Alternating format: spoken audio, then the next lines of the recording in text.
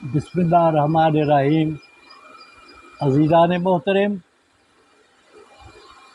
علامہ اقبال کی ایک نظم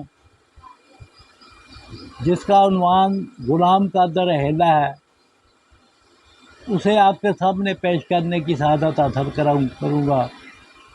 مختصر سی تشریح کرتے ہوئے وہ سارا واقعہ آپ کی نظر کروں گا۔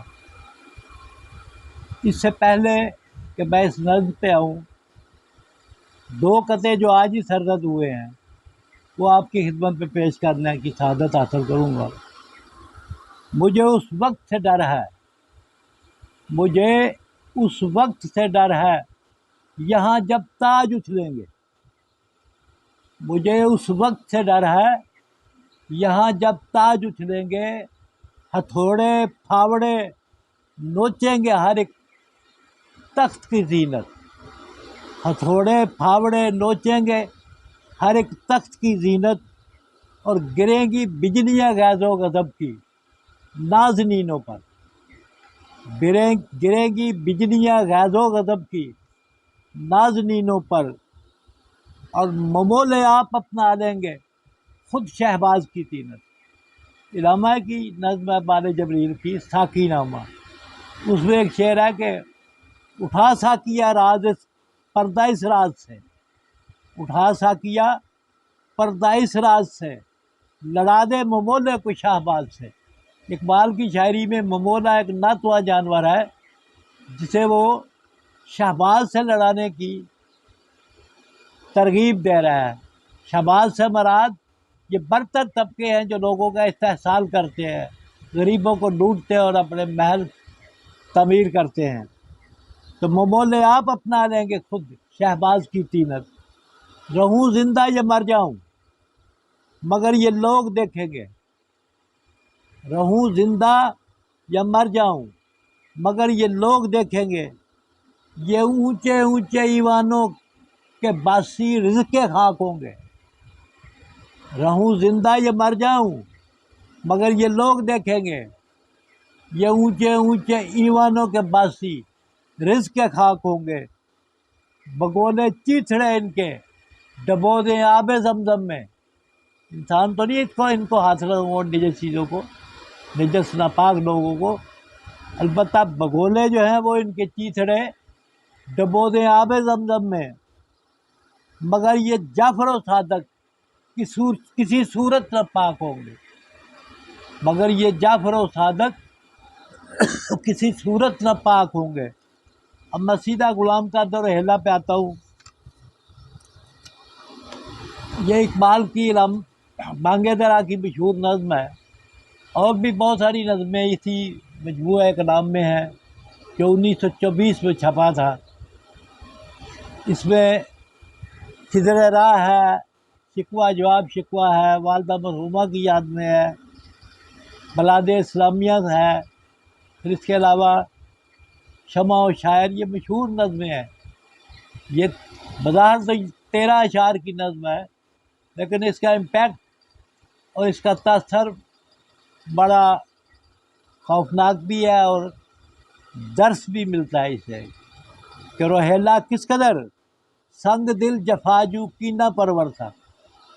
دشمن دار تھا، سنگ دل بھی تھا، پتھر دل تھا، اور بدلہ بھی لینا جانتا تھا۔ یہ سارے اوصاف یہ سارے جو بربریت کے اوصاف ہیں اس میں سے نکالے شاہ تیموری کی آنکھیں نوک کے خنجر سے، جسے تیموری خاندان کے بادشاہ شاہ عالم ثانی کی اپنے خنجر کے نوک سے آنکھیں نکال دی۔ دیا اہل حرم کو رقص کا فرما ستمگر نے، محل میں گیا، تمام ناظرینوں کو، شہزادیوں کو اکٹھا کیا، انہیں حکم دیا کہ تم اچھا رقص کرتی ہو کرو، اور یہ انداز ستم کچھ کم نہ تھا سارے معاشر سے۔ معاشر جو ایک دن آنا ہے جس میں سب کے حساب ہونے ہیں، بڑے خوف کا ماحول ہوگا وہاں، کہتا ہے یہ منظر بھی اس سے کم نہیں تھا۔ بلا تعمیل اس فرمانے غیرت کچھ کی ممکن تھی، یہ ختم کرنے والا حکم جو اس نے دیا، اس کی کیسے تعمیل کر سکتی تھی بیچاری۔ شہنشاہی حرم کی نازنینہ نے سمن بر سے، یہ نازک اندام مستورات بیچاری محل کی، ان سے کس طرح ممکن تھا؟ لیکن برر حکم تھا، ایک فاتح کا حکم تھا، بنایا سامان طرب بیداد نے ان کو، عیاشی کا سامان بنا لیا ان کو، ٹھیک ہے۔ نہا تھا حسن جن کا میر و ماہ و اختر سے، جن کا کبھی حسن سورج چاند اور ستاروں نے بھی نہیں دیکھا تھا، آج وہ ناچنے پر مجبور تھی اس کے حکم سے۔ اس کے سامنے وہ بیچاری بے پردہ ہو کے ناچ رہی تھی، لرزتے تھے دل نازک، ان کے دل جو ہے نازک دل، کمزور دل تھے ان کے بیچارے، خوف زدہ تھے، لیکن قدم پھر بھی مجبور جنبش تھے، قدم حرکت پہ مجبور تھے۔ اور رواں دریائے خون شہزادیوں کے دیدہ تر سے، ان کی روتی آنکھوں سے گویا خون کے دریا بہ رہے تھے، یوں ہی محو نظر آنکھیں رہی کچھ دیر اس کی، کچھ دیر یہ منظر دیکھتا رہا، کیا گھبرا کے پھر آزاد سر کو بارے مغفر سے، ایسے لگا کہ جیسے یہ گھبرا گیا اس منظر سے، اس خوفناک منظر سے، تو اس نے اپنے سر سے جو لوہے کی ٹوپی تھی اسے اتار دیا، کمر سے اٹھ کے تیگے جان ستا ماشر مسیاں گولی، ماشر برپا کرنے والی تلوار جو تھی وہ اس نے اپنی کمر سے اتار دی، کھول دی۔ سبق آموز تابانی ہو جم جس کے جوہر سے، وہ تلوار کیا تھی، اس کا جوہر کیا تھا، تیزی کیا تھی کہ ستارے بھی ماند پڑ جائے اس کے، اتنی تیز اور اتنی آبدار تھی وہ تلوار۔ پھر رکھا خنجر کو آگے اور پھر کچھ سوچ کر لیتا، خنجر بھی اتار دیا، آگے رکھ دیا، اور کچھ لیٹ گیا، پھر پتہ نہیں کیا سوچ کے لیٹ گیا۔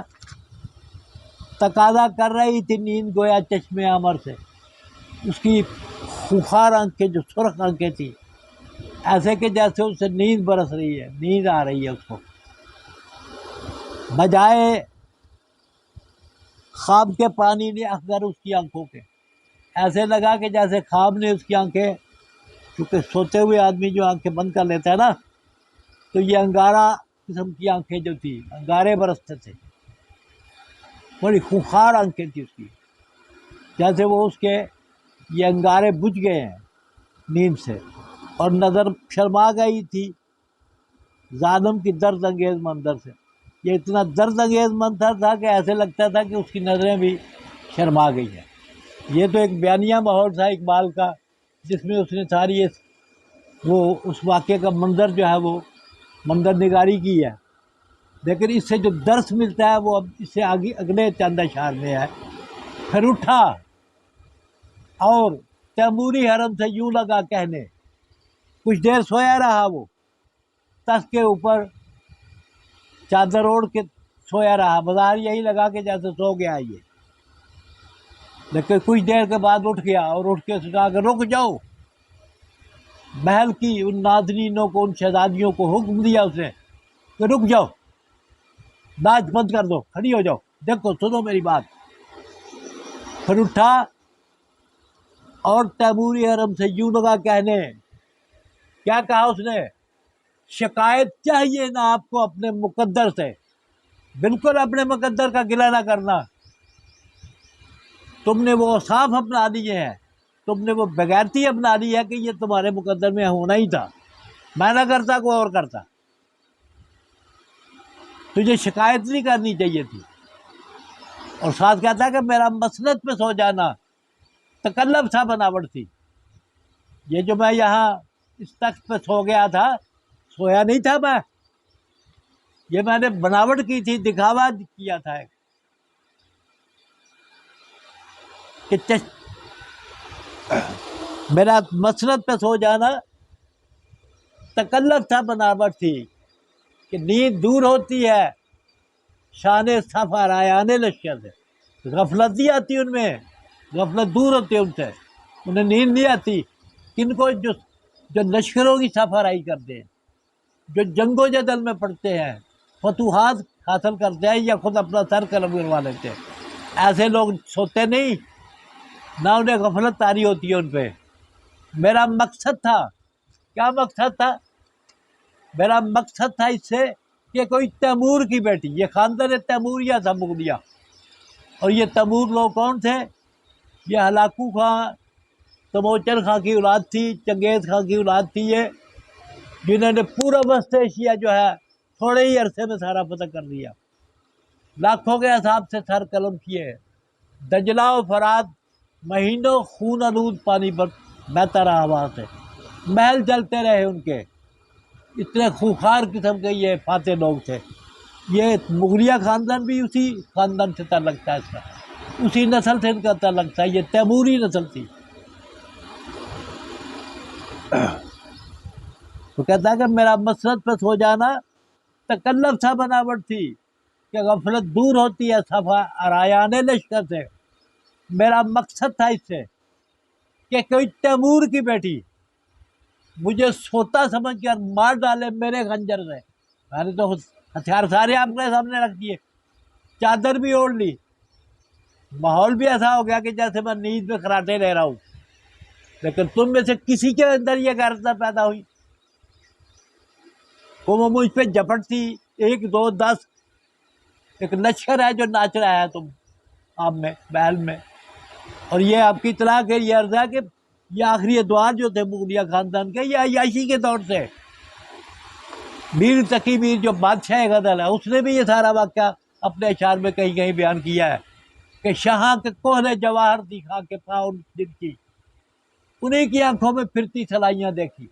یہ شاہ عالم ثانی کی طرف اشارہ ہے اس کا، جس کی آنکھیں اس نے نوکے خنجر سے نکال دی تھی۔ اور پھر آج ایک تخت ہی ہوتا ہے، کل اس کا سر قلم کر دیا جاتا تھا۔ یہ محلاتی سازشیں جو تھی، اس نے مغلیہ خاندان کا بیڑا غرق کر دیا، اسے انتہائی کمزور کر دیا اس خاندان کو۔ جس سر کو غرور آج ہے یا تاج وری کا، کل اس پہ یہی شور ہے پھر لوہا گری کا۔ آج تاج پہنایا جا رہا ہے، کل سر قلم ہو جائے گا اس کا اور لوگ بیان کریں گے اس کے ساتھ۔ یہ میر تقی میر نے اپنی شاعری میں ایسے اشارے پیدا کیے۔ تو میرا مقصد تھا اس سے کہ تیمور کی بیٹی مجھے سوتا سمجھ کر مار ڈالے میرے خنجر سے، مگر یہ راز آخر، یہ تیب کا شعر ہے، یہ سمجھو جو بات کہنا چاہتا ہے اس میں وہ یہی پیغام ہے، اور علامہ بھی یہی پیغام اپنی قوم کو دینا چاہتا ہے۔